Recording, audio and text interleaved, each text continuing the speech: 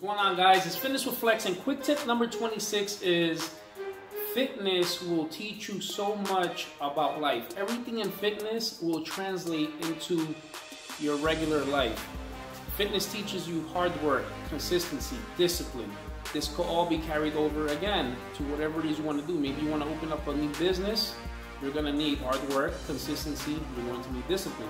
You need to go to school. You want to get a 6-year degree, 8-year degree, whatever it is. You want to become a doctor. Hard work, consistency, discipline. You want to play sports. Hard work, consistency, discipline.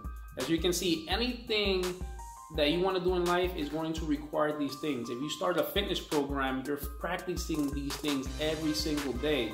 So now when you start another project outside of the gym, it's going to be so much easier because you already built a crazy base by working out and doing what you have to do every day to better yourself, to become better in health and in your life. So let's get started today. Let's start a fitness program. Let's start eating right. Let's start exercising.